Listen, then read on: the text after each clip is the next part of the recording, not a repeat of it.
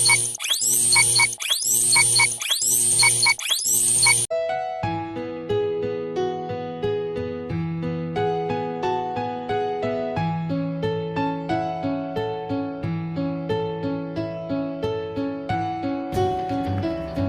anak-anak, apa kabar kalian semua? Semoga semuanya dalam keadaan yang sehat dan bersemangat untuk memulai pembelajaran di semester 2. Hari ini kita akan membahas tentang unsur-unsur cerita fiksi, atau hal-hal apa saja sih yang membentuk dan mempengaruhi suatu cerita agar menjadi bahan bacaan yang menarik untuk dibaca.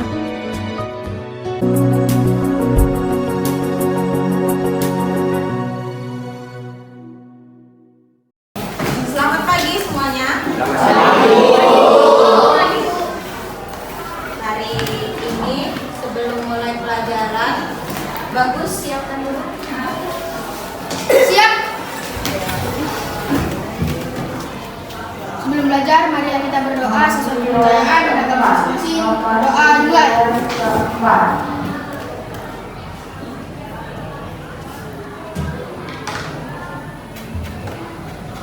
Doa selesai. Hari ini siapa aja nggak masuk, Syafira? Kenapa Budi? Udah?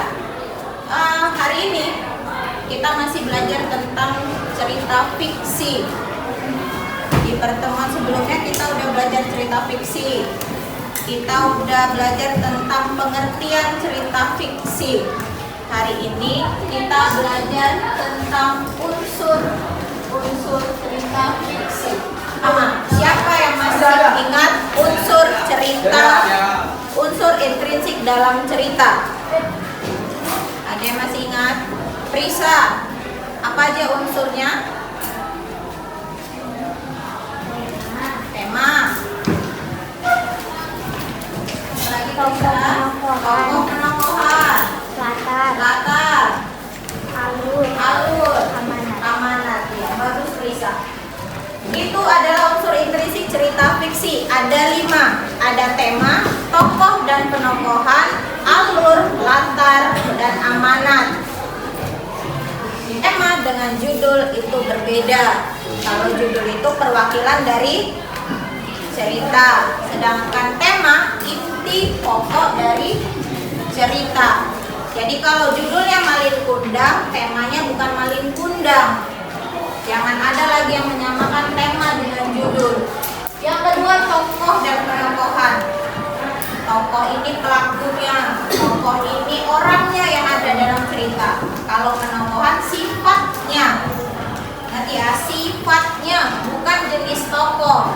Jadi kalau ada tugas menentukan tokoh dan penokohan, jangan dibuat Malin Kundang, antagonis, tidak.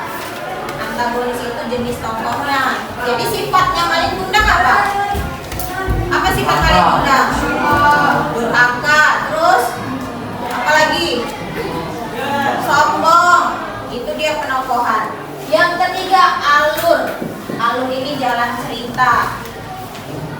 Jadi ceritanya dia lanjut ke hari berikutnya atau ke masa depan, atau ceritanya mengenang masa lalu, atau ada yang campuran. Jadi jenis alur itu ada 3. Ada maju, ada mundur, satu lagi murai.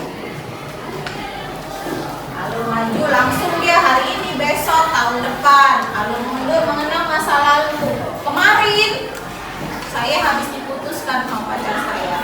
Berarti dia alurnya mundur. Semalam aku baru jadian sama pacarku. Jadi karena semalam baru jadian, hari ini aku mau jalan-jalan. Itu alur apa? Alur campuran. Karena dia udah mengenang hari yang udah lewat dan menceritakan kejadian yang belum terjadi. Itulah alur campuran. Yang keempat, latar. Latar ini juga ada 3. Ada latar tempat, ada latar waktu, ada latar suasana. Yang terakhir, amanat. Apa itu amanat? Nasihat bisa, pesan bisa, hikmah. Jadi pelajaran apa yang bisa kita ambil waktu kita dengar cerita fiksi? Itulah amanah. Nasihat yang bisa kita ambil. Dan inilah dia unsur-unsur cerita fiksi. Jadi Ibu harap hari ini setelah kita belajar unsur-unsur cerita fiksi ini, kalian bisa menentukan, kalian bisa mencari, kalian bisa mengidentifikasi unsur-unsur yang ada di cerita fiksi yang kalian baca atau yang kalian dengar. Sampai sini ada yang mau ditanya? Ada yang mau ditanya? Tidak, Bu. Ada. Sekarang Ibu akan bagi kertas ini untuk tiap kelompok. Nanti Ibu akan memutar cerita fiksi.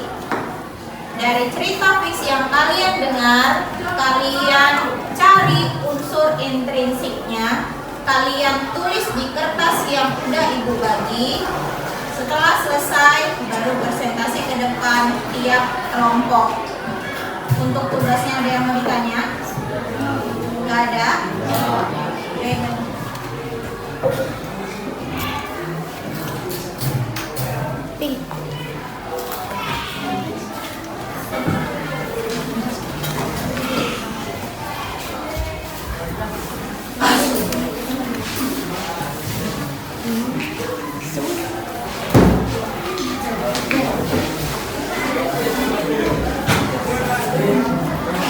Karena ini kerja kelompok, satu kelompok itu kan lebih dari satu orang. Unsur intrinsik ada 5, berarti dibagi.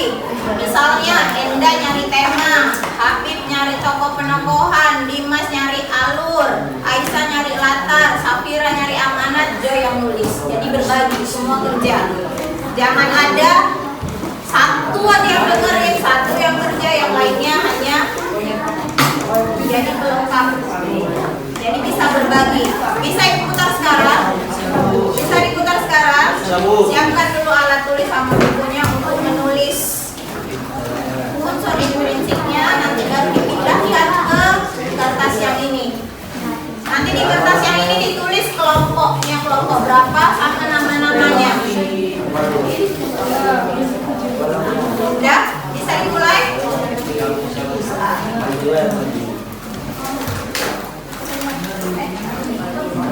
Kami bernama Ibu Ega. Ia bekerja menanam sayuran untuk dijual di pasar. Syukurlah, hari ini cukup banyak sayur yang bisa dijual. Cuacanya panas sekali. Aku butuh minum. Nah, anakku, bisakah ibu minta tolong ambilkan segelas air putih?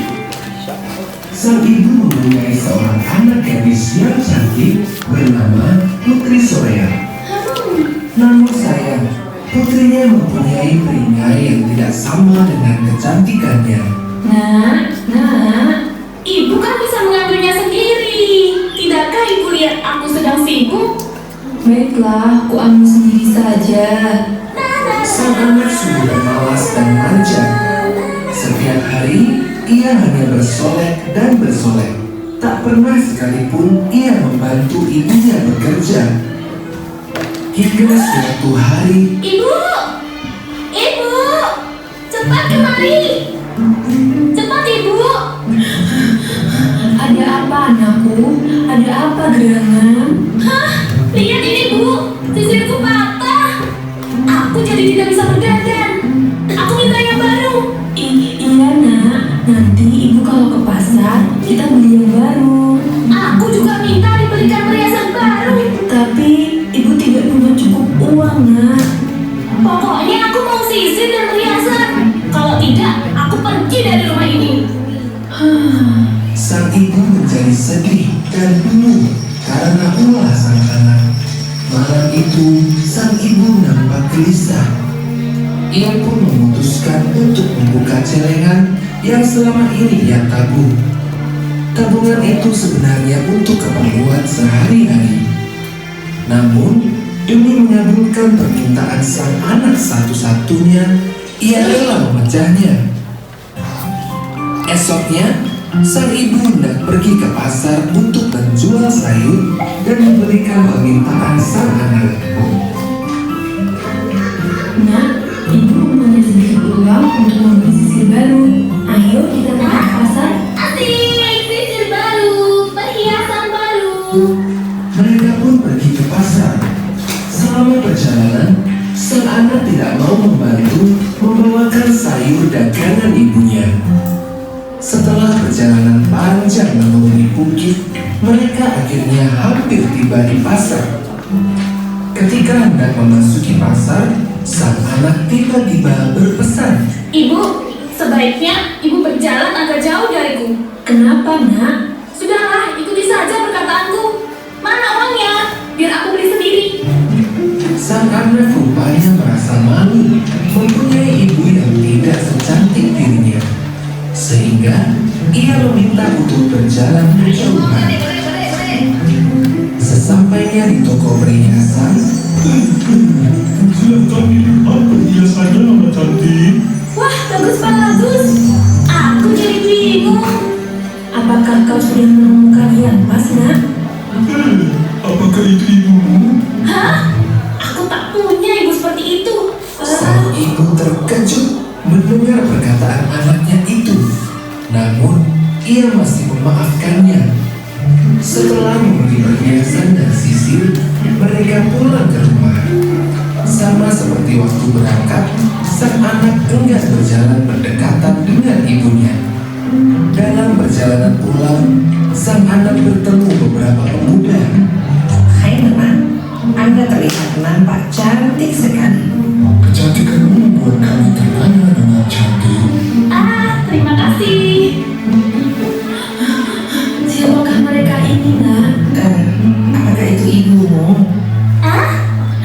Dengar ya, ibuku itu jauh lebih cantik daripada dia. Dia bukan siapa-siapaku. Kali ini, sang ibu benar-benar tak sanggup lagi menghadapi perilaku anaknya itu. Terisak-isak, sang ibu bersimpuh dan berdoa memohon kepada Tuhan. Oh Tuhan, aku mohon keadilan-Mu Tuhan. Sepertinya Tuhan mengabulkan doa sang ibu. Seketika awan gelap menaungi langit yang cerah. Sang anak terkejut. Tiba-tiba kakinya terasa kaku. Ya, ada apa dengan kakiku? Kenapa tak bisa digerakkan? Kaki sang anak mulai membatu. Sekujur tubuh sang anak perlahan-lahan mulai membaik. Ibu, maafkan aku, Ibu. Ia menangis tak henti. Akhirnya, seluruh tubuh sang anak terselubung oleh batu. Sang ibu pun memeluk batu tersebut. Dari dalam batu terus mengalir air mata sang anak. Semua penyesalannya sudah terlambat. Ia telah menerima hukuman karena menjadi anak yang durhaka.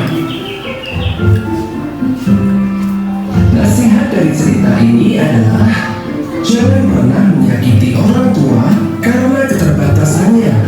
Sayangi dan hormatilah kedua orang tuamu, terutama ibu yang telah melahirkan dan membesarkan kita dengan penuh kasih sayang. Kalian pindahkan ke kertas yang udah dibagi tadi. Ibu kasih waktunya, tinggal pindahkan aja kan. 10 menit bisa kan? 10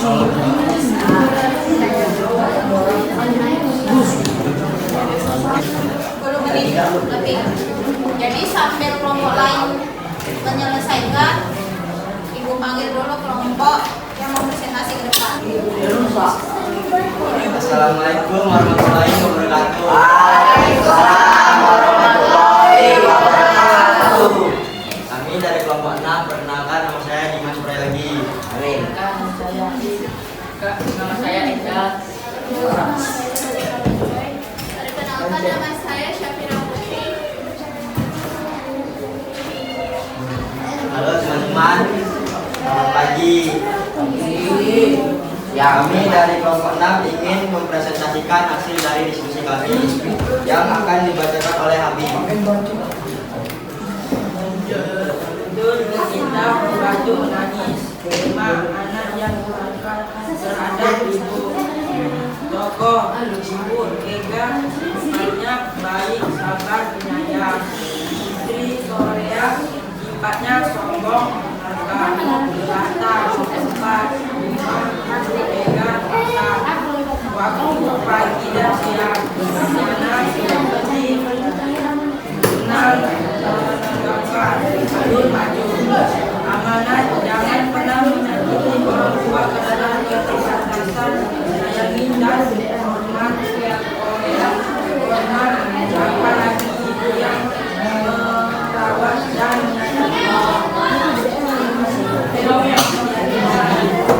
Oke, selesai sudah presentasi dari kelompok kami. Terima kasih. Jika ada salah kata mohon dimaafkan. Nih.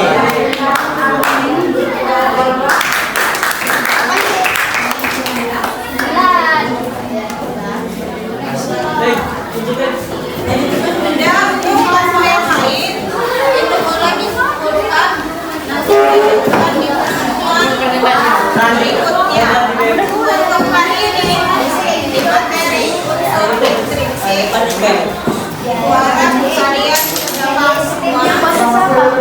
Jadi